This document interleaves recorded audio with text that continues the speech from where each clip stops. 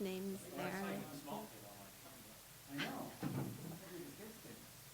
Oh, yeah. Remember, is there something on the 16th? Christmas party?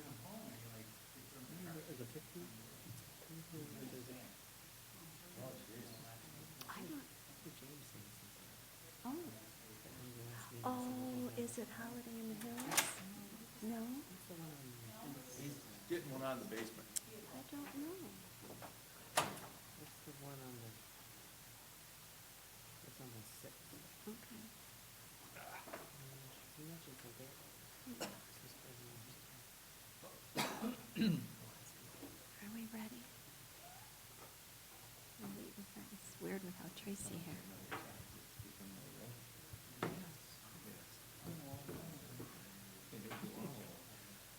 You're in the Millet spot. You get two spots. You got two microphones.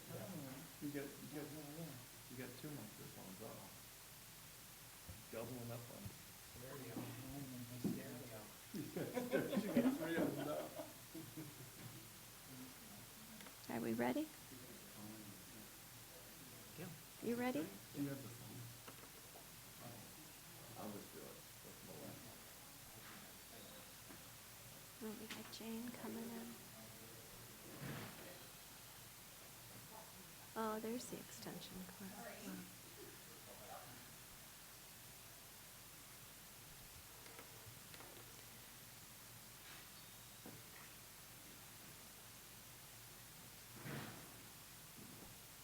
Wow. All right. Hi, Jane. All set?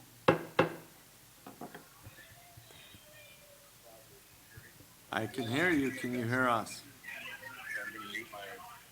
It's a lot of background noise. Okay.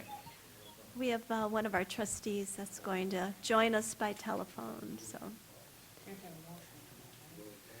Yeah, we'll get there. We'll, Do the roll call for a motion? Yep. Okay, well, you'll have to say yes, you want to be included when we get to it. I'll call you. okay, welcome to our special meeting for the Village of Campton Hills, November 14, 2024, 6:30 PM. Nick, would you lead us in the pledge, and everybody rise for the pledge?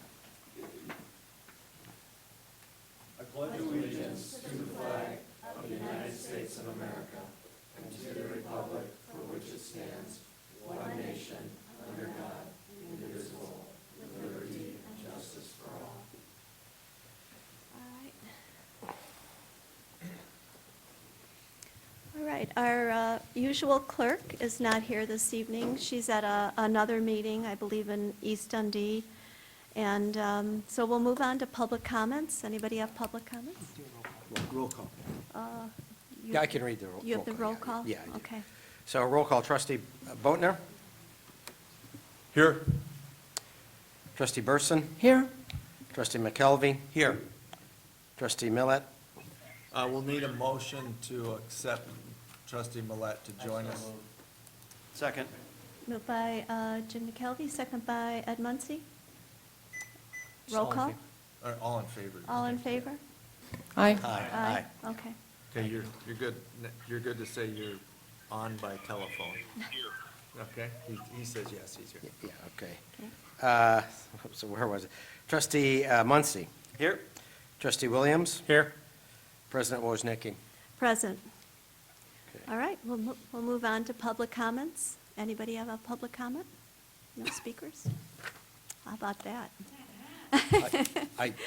I do want to comment, there was someone who wrote an email this afternoon. Okay.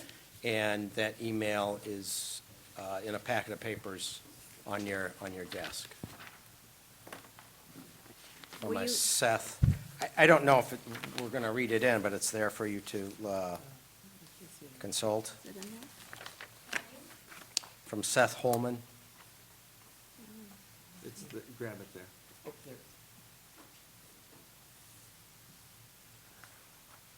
If you want me to read it. It's a short. Want me to read it? Yeah, Yeah, so I'll please read this in. it. Yes. This is from Seth Holman. Quote, "Thank you again to the Zoning Commission for their excellent job on the updated zoning ordinance. This is a much improved and simplified code. It's easier to understand, easier to enforce, and strikes a good balance of freedom and sensible regulation. I wanted to specifically highlight my support for the updated language for accessory dwelling units. This is a much improved section of the code. I hope that the village board will continue its support for this language. I personally see this as a benefit to my family as it allows us the option to build a dignified living situation for our aging grandparents and allows for us to care for them. In the future, it would allow our children the option to get started on the right foot without being straddled in debt. The deed restrictions on family members only are appropriate, and I support this protection. Thank you, Seth Holman, 42 West, 714 McDonald Road. 714. 714, I'm sorry. McDonald Yeah, what is it, 714? Yep. 714. Okay. Moving on, we'll give the floor to Administrator Rooney. Yes, this is the kind of order of events for tonight that the staff has put together, and we start appropriately with ADUs. There was some discussion amongst members and the public about detached ADUs. Somehow, in the future, may be a problem with Airbnb or rental units, and the appropriateness of adding detached ADUs. So I'd like to know, and that could be a yes, you'd like to keep them, or no, you'd like to remove them. And it'd be that quick of an item. So how many yeses do we have to keep detached ADUs? How many noes? I'd say the consensus then for the scribe to delete detached ADUs. Okay, they were all no here? They were all no's. Okay. So Okay. is there any desire to further restrict or add to language on the attached ADUs that have separate entrances and stuff? Yes, Go I have ahead. some interest. Trustee I don't know if Muncy, anybody else go ahead. Okay. On the attached dwelling units, there's really only two changes that I can see. There's now a must share a 20-foot party wall, and the attached ADU must have a separate entrance and exit, where it could have, it said may have a separate entrance or exit, but is not required in our last 2023 zoning. I'd like to hear why we feel, the zoning commission felt that there should be a shared 20-foot party wall, and why, in addition to that, there needs to be a separate entrance exit. There was something about there was some expectation of privacy. This is an attached ADU, that's a family's decision. That's not up to us to tell them whether or not, how much privacy they have. So, and again, I'd like to hear what's the reasoning for those two things.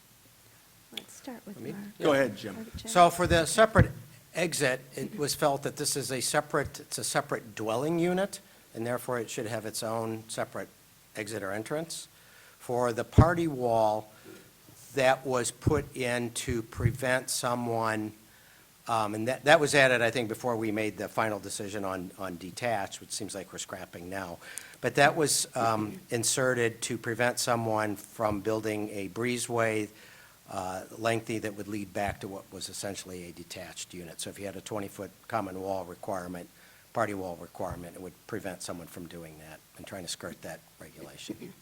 Thank you for that. Based on that, just one trustee like everybody else says, I'm probably fine with the party wall of 20. Sorry, trustee twice. I don't know if 20 feet is too small or too big. I get the party wall now, that makes sense. The separate exit, I think, should still stay as a may. I think it should be an option, not a requirement. That would be my opinion. Okay. I think if you don't have a separate entrance and exit, it's not an ADU. It's just an addition to your house. It is the simple way of looking at it. There are perhaps some other details about what are allowed in an ADU, but I think that's a fundamental distinction for most people. So I don't think it's a judgment on what a family can or can't do. If the family would like to add an addition onto their house and have a family member move in there and not call it an ADU and not have a separate entrance, they certainly can do that. There was a restriction on the size of ADUs above garages at 900 square feet. I'm not sure why, that seemed a little arbitrary. Other than that, at the suggestion of trustee Boatner, I would like to also voice my support for a language that attempts to make it clear that this is still intended to be single-family home use. And so, you know, on one of the pages that I handed out to you folks, that's titled Proposed Amendment 3, if you look on the back side of it where we talk about ADUs, paragraph D says, single-family home use, properties designated for single-family residential use must retain their status as single-family homes. Any attempt to convert, rent, or sell an existing single-family home as a multi-unit residence must apply for a rezoning of the property. You know, is it, you know, does it do everything that we might want to do to protect the village? I don't know. But the concern that we were trying to get at is that we understand and believe that virtually everyone who is contemplating an ADU for an aging relative, a sibling, a cousin, whoever it might be, virtually everyone who's contemplating that has good intentions and is going to make every attempt to follow the rules. It's the subsequent uses of that space that concern us and concern me, and in conversations with some of the other trustees, that concerns seem to be shared. And I think it was also perhaps shared by staff. So, this provision was intended, along with a couple of other provisions that apply to attached ADUs already from the 2023 ordinance, to make it clear that it's not a duplex, right? You don't get a separate address, you don't get a separate utility billing, you know, and so forth. So we're suggesting, I'm suggesting right now, this additional language to clarify that it's a single-family use. Before we move on, would that type of language be beneficial to preventing future zoning friction, Carmen? It seems reasonable. It did to me as well, so. I have a question for trustee Burson, if that's okay? Trustee Muncy, go ahead. So first of all, on, and I assume direct communication is fine, this is Yeah. informal, whatever. The ADUs above garages, I agree with you, it should be the size of the garage, or the footprint of the garage, that was for detached garage. Maybe we just ask the staff to say, if it's an ADU above a garage that's attached, and it has the party wall requirement, and it meets our attached ADU, I don't think 900 square feet needs to be a requirement, right?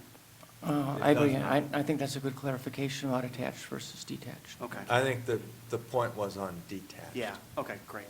And then the second thing is, on page 52, at the very top, E, restrictions on residency. I was thinking, I like where trustee Burson and Boatner are going in their heads on, we need to limit who's living in this thing, but I thought we kind of addressed it with that statement.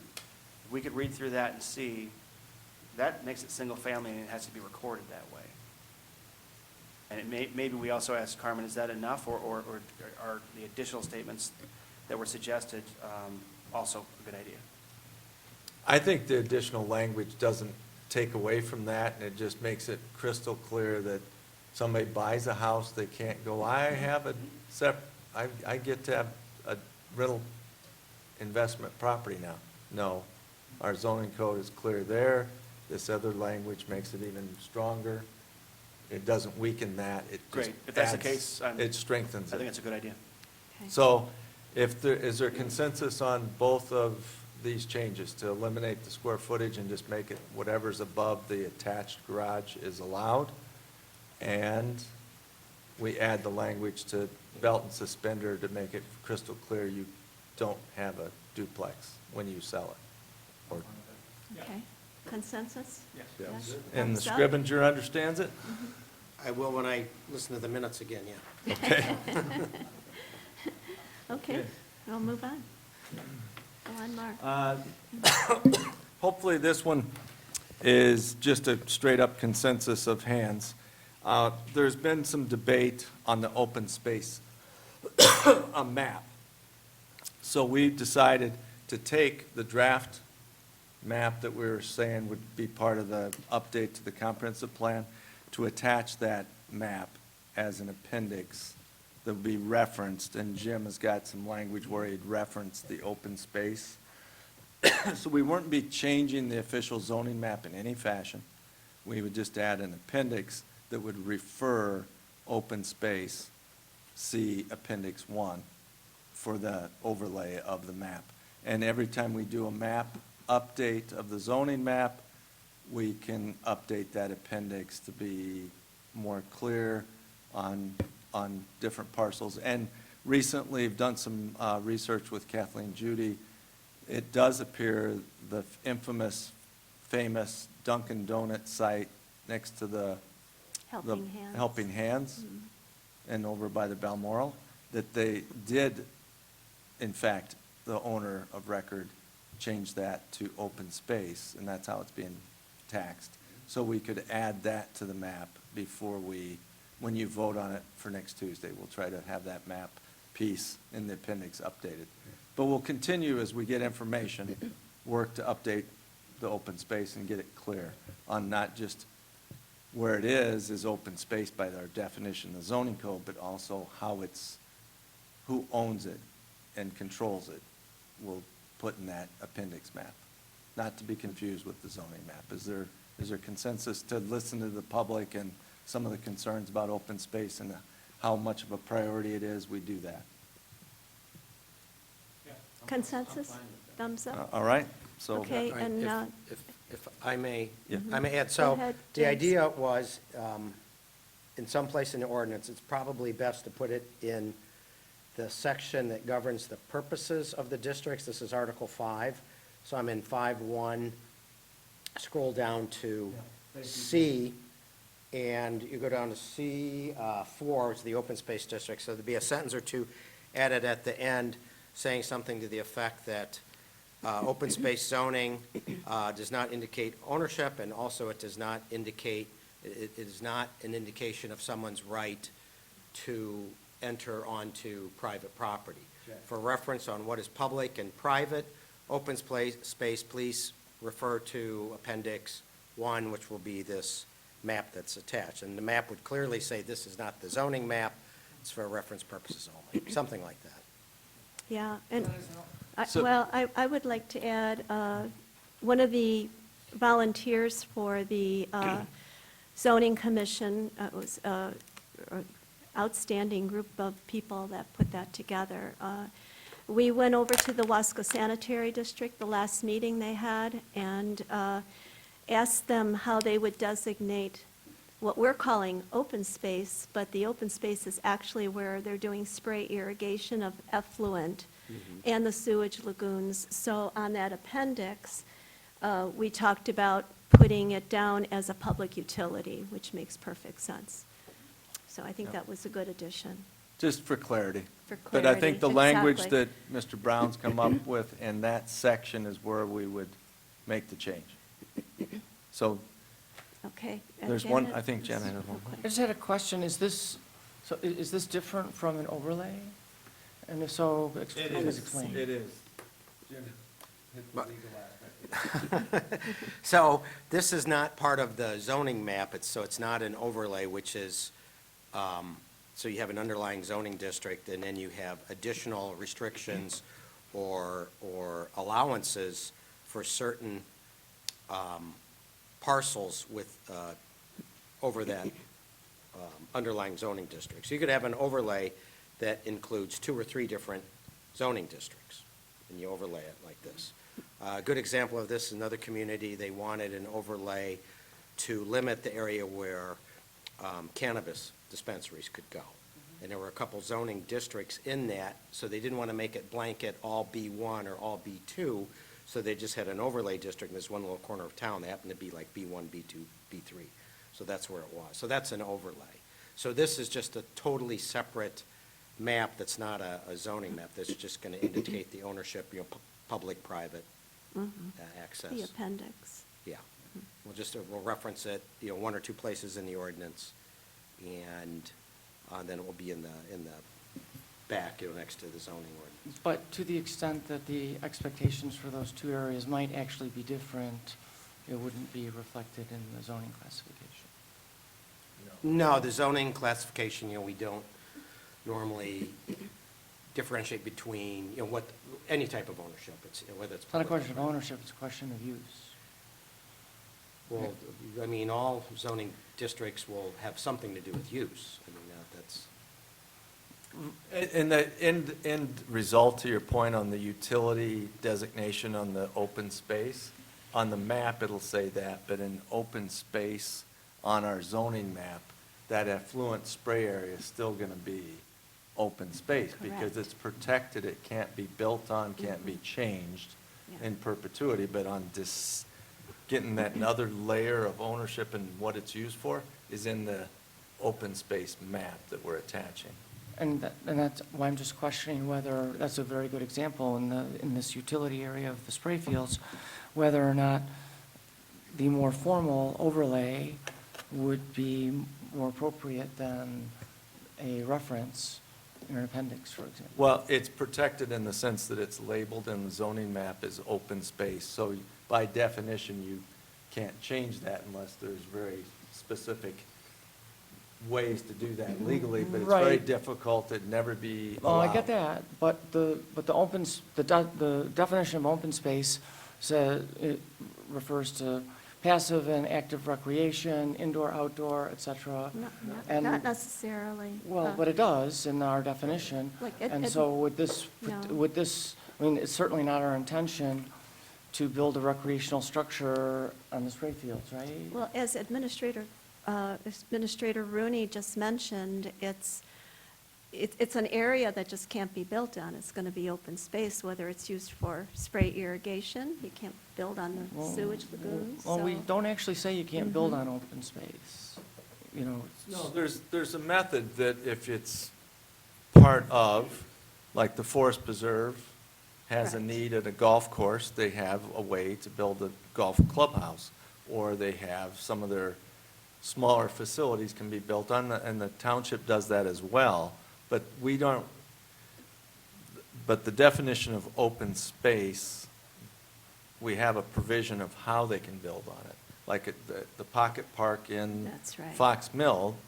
there's a way they can put something on that under their control. They just can't make it a lot of subdivision that's built upon. Mhm. And that's what we're truly trying to stop. We don't need an overlay district, and we don't recommend one. We recommend to hear people's concern and create this document. Carmen, you have any comments? Well, it seems like, Go ahead. I'm sorry. It seems like what you were attempting to do is simply clarify based on the meeting where people, Had a lot concerns. of people got worked up Hung up a little on- bit over open space and Yeah. what, like, I'm a president of an HOA, and I had people in my subdivision saying, my God, what does that mean, it's open space? We have, well, there's private open space, and calm everybody down. I think you're just trying to clarify that portion of it, are you not? Yeah. Okay. So can we have a consensus to move forward on that? Yep, thumbs up, thumbs up. Okay, all right, move on. The next item then is, under the generic barnyard animals and equines. There's been some discussion, did we want to put a limit on the numbers, and chickens specifically, because a lot of lots with the square footage and the coops, you'd basically top out on the smaller lots in the village at 50. Some of the larger 4 acres, you could, if you had the proper setbacks and your accessory dwelling units, you could probably get a higher number. But it couldn't, in any case, ever get to a commercial business because it's not permitted in the use table to have any type of business where you're raising chickens for sale of their eggs or their meat. So that's the topic, but I think there's going to be some discussion on that item. Could we individualize the topics? In other words, you just talked about barnyard animals, equines, and chickens, and you've got a separate list, listed separately here. I'd like to go through each one individually. I think that's possible, because there's a category for each one. Yeah, great. So I don't know which one you want to, I mean, if you do barnyard is the one I listed first, and That's then fine by me. then we'll move down We to wanna- chickens and roosters. Yeah. All right, any comments on the barnyard animals and equines? I'll let somebody else talk first this time. Okay. I think Nick had his hand up. Yeah, I figured I'd open because mine's pretty simple, I believe. I was overall fairly satisfied with everything. But in 9.7A, shelter under barnyard animals, the second sentence, water and feed appropriate for the species of animals shall be readily, oh, I'm sorry, page 67. Water and feed appropriate for the species of animals shall be readily available. My suggestion would be to strike that sentence. Really, I feel like that particular sentence is really overstepping kind of what our appropriate boundaries for our local government should be. We don't regulate that folks feed their dogs, take them for walks. I don't think we're going to enforce or check in on water and feed. I think it opens up the potential for folks who may not like animals that are next door to give them an opportunity to consume a lot of the police department's time checking in on water and proper feed. I think folks who own animals, we're giving them overall the ability to have the freedom to have the appropriate amount of animals. I think we should also give them the ability to feed and water their animals. So that is my one suggestion in the animal section of the ordinance. I would say if you struck that, it wouldn't preclude the county health department or Humane Society from taking action if somebody's abusing their Yeah. animal. That, it was there just to kind of, as an assurance, belt suspenders that people wouldn't abuse their animals. But if they're abusing them, they're gonna fall under that kind of, we don't need that sentence to enforce that. So is there a consensus to strike that one sentence? Yes. Yes. Okay. Yes. All right. Is this on barnyard animals? No, it's on, did we skip over chickens? No, we're doing barnyard first. Yeah. Well, then it's good. I think this maybe is an oversight on the part of the zoning commission, because there was some discussion about the accumulation of manure and the storage thereof, and in relationship to chickens, there was clarity on the idea that, covering your manure is not the best way to store it. And so the language for chickens was changed in 9.5A, paragraph 2, to say the accumulation of manure and dung shall not be offensive and must be managed to minimize any health hazards or nuisance. Manure and dung must be removed in a responsible manner on a regular basis, which seems great. That's for chickens. But when we move on to other animals, we have language that still talks about it being covered, I believe. So, The zoning commission, trust me, they spoke at length on the excrement, on trying to have a balance of telling people how they have to handle it based on the balance of nuisance, not creating a nuisance. So I think they did spend an appropriate amount of time, and they had someone that, on the 5-member commission that raises horses. but is Sure. there a reason to not use the same language about the accumulation of manure and dung not being offensive and being managed properly for all 3 categories of animals? We could add that. It wouldn't be, I mean, it wouldn't take away from what's there now. just seems inconsistent the way it's done, so. Do we have go ahead, Ed. I'm aware of an issue now in a equestrian neighborhood that has to do with the accumulation of horse manure, and that's the only one. So we were on barnyard first, but we're skipping to equines now. So equines is the only one that still says covered. Barnyard is substantially similar in the way that it's written as the chickens is, as you read it. The only, I think, word is different is must be removed, not must be responsibly removed on a regular basis. That's, so barnyards and chickens equivalent, equines are different. The issue with equines is, as I understand it from my previous work with the horse owners group and a lot of their owners, is that the volume, 50 pounds a day per animal average, and just the frequency of it necessitates a dumpster, is what most of them do. However, some of them don't, and it becomes an issue where are you putting all this stuff? And some are putting it on bridle paths and other places. And so the guidance to have it covered and removed basically is you should use a dumpster because you're living in a residential area and you can't be storing this stuff here. It's not like a farm where you can have a huge, dung heap from 3 or 4 horses or whatever. And so the consensus from previous was to keep that covered for horses and had it, consistently removed is the way that we understood it. And, yeah, and that was kind of the point that Terry Lynn made as well. I believe it was Terry Lynn. Yeah. It was just, as you said, the volume, the apples, road apples are much bigger than what a chicken excretes.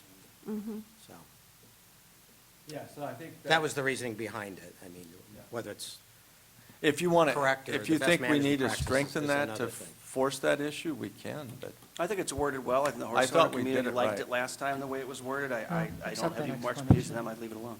Okay. Do we have a, do we have consensus Cons- yeah. on the manure excrement section? Now, other barnyard issues. we'll take them together. Yeah. Okay. Go ahead, Ed. Thanks. The first thing I would say is, we spent a lot of time in 2023 trying to get this right. Some of the comments by individuals saying that the numbers are arbitrary or that, whatever other comments were honestly inaccurate. The fact that some people said we were being too restrictive or whatever else in the zoning also was inaccurate. The 2023 zoning for animals is the most liberal and least restrictive in Kane County, and if not all of northern Illinois. We worked very hard to make sure that things were generous, but also a good balance of having animals in residential areas. The horse owners that were involved, big thumbs up. They liked it, and they approved of it, and there have been no complaints about it since from the horse owners. So I don't know, first of all, why it needed to be changed. And I'd like to hear, other than hearing it's too restrictive or the numbers are arbitrary or whatever, which those are not true and they've been proven to be not true, I'd like to hear why it would need to be changed. And then the second comment, so to split it up, is so now we can have alpacas, llamas, goats, ducks, geese, swans, and guinea fowl. But specifically removed were sheep, rabbits, guiney pigs, and turkeys. So, for people who didn't grow up in a suburban neighborhood, I did, but I found this out later, a 4-H rabbit that a child grows to learn about animal husbandry and everything is not this big. It could be this big. A guinea pig is not this big. It's a large animal. But they're very popular for 4-H kids. Sheep also are one of the most popular animals for 4-H kids to learn about animals are sheep, rabbits, and guinea pigs. And we're saying, nope, you can't have any of those. Although we could have had them in 2023, now we can't. So I don't know why that is.